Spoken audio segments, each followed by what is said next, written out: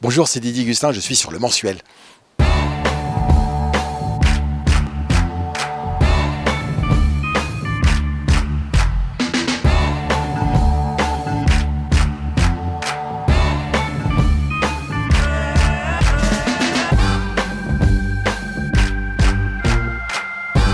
Je suis très content de retrouver mes camarades. Quand on reprend, on est un peu fébrile parce que l'équipe, elle a continué. Donc eux, ils sont sur une lancée et toi, tu arrives. Donc faut pas les ralentir. On fait pas trop le malin, non. Mais si qu'après, une fois passé les 10 premières minutes, après ça y est, après on s'amuse quoi. On s'amuse autant sur scène qu'en dehors, vraiment. On est une troupe vraiment de joyeuderie avec Juliette Poissonnier et Marianne Géraud, on rigole bien, quoi. Surtout que c'est une pièce où le texte est drôle, la situation est drôle. Si en plus les acteurs sont heureux de la jouer, voilà, c'est tout gagné, c'est tout bénef, ouais. Ce vin ne vous désaltérera pas, il vous sublimera. Ah bah ça tombe bien, je vais en avoir besoin. Donc d'après ce que vous me dites, 1990 est une année exceptionnelle? Ah non, monsieur. Comment ça, vous êtes dithyrambique et vous me dites que ça n'est pas exceptionnel? Ah non, monsieur, 1990, ce n'est pas l'année, c'est le prix.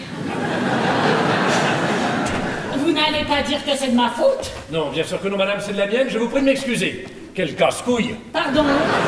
C'est vrai qu'on pense toujours au texte, mais il n'y a pas que le texte.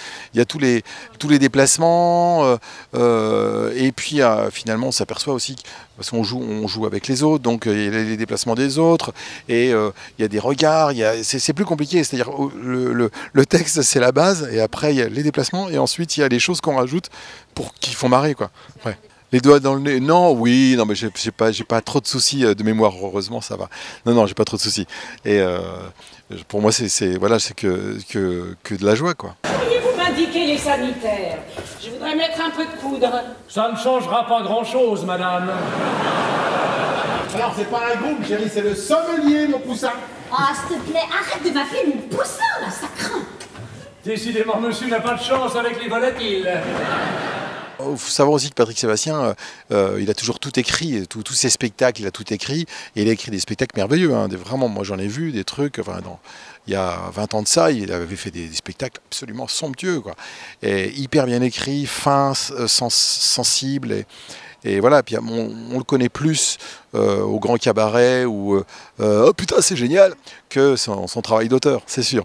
Mais son travail d'auteur, moi j'ai fait la création d'une de ses pièces qui s'appelle Le Chant des Cigales, qui est partie en tournée après. Mais la pièce, elle était vraiment très belle, vraiment. Autant Le Chant des Cigales, c'était Le Secret des Cigales.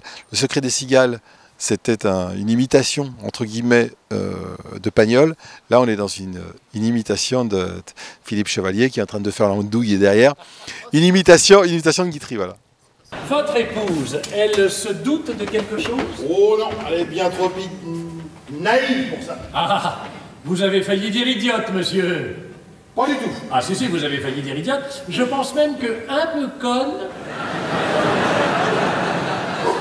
vous a effleuré l'esprit, mais un peu seulement. Et c'est pas lui qui a pensé à moi pour le rôle, c'est Olivier Lejeune qui a fait un super boulot, qui a pensé à moi. Mais en dehors de ça, Patrick et moi, oui, il y a une filiation forcément, puisque moi j'ai eu envie de faire ce métier quand je l'ai vu sur scène. Donc voilà, il y a une vraie filiation et il y a une vraie entente et on s'apprécie. Voilà, oui, vraiment.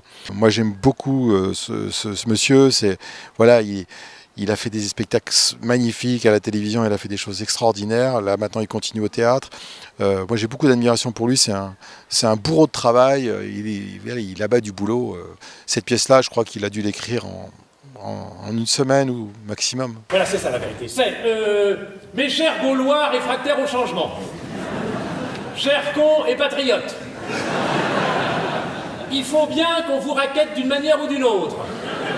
Alors on vous bourre le mou en vous faisant croire que c'est pour votre bien. En réalité, nous, les limitations de vitesse, on s'en fout, on a des chauffeurs. Allez, à vous.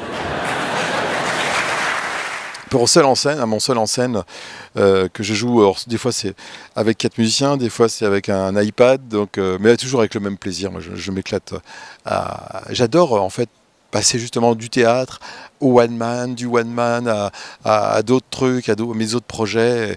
Ouais, j'aime bien mélanger, ouais, je suis assez... éclectique et j'aime bien faire des choses différentes. J'ai toujours eu beaucoup de musique dans mes one-man, toujours. Il y a toujours eu beaucoup de musique. Et plus ça vient, plus il y en a, et plus il y en a, et plus ça m'amuse, et plus j'ai envie voilà, d'élargir mon éventail. Je suis parti des chanteurs français, là, je fais des chanteurs anglais, chanteurs américains, enfin voilà, je m'amuse. Vous connaissez le président? Non mais c'est pas possible, vous le faites encore exprès! Ah non, des fois je suis vraiment con, hein. Ouais, bah évidemment, sinon vous seriez pas député.